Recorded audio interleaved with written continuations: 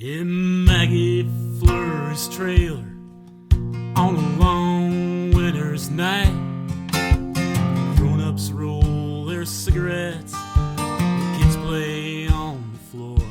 A blackened diesel flatbed brought Maggie and them out here, and she's always saying she's so glad they're off the reservation now.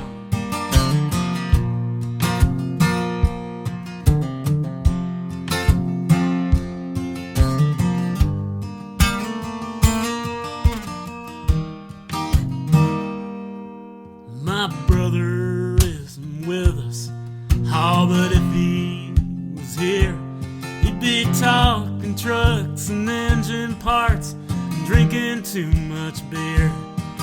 He went up to Tacoma 7 years ago, but bad luck went up there with him, and just like he'd been told, now through Ecuador he travels.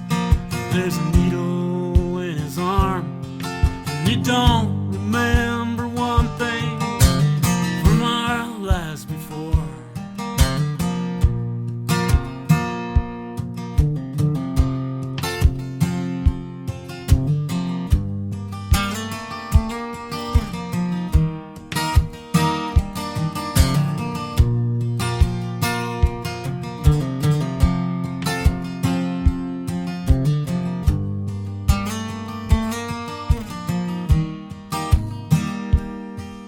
My mother runs her fingers through her coffee ring, asks if Maggie's husband Jim likes valley life that much.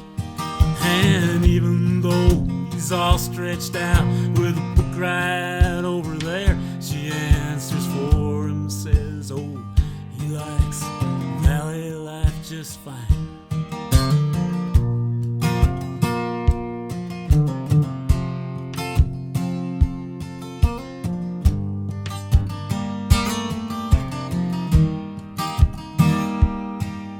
I'm lying with the little kids on Maggie Flurry's floor.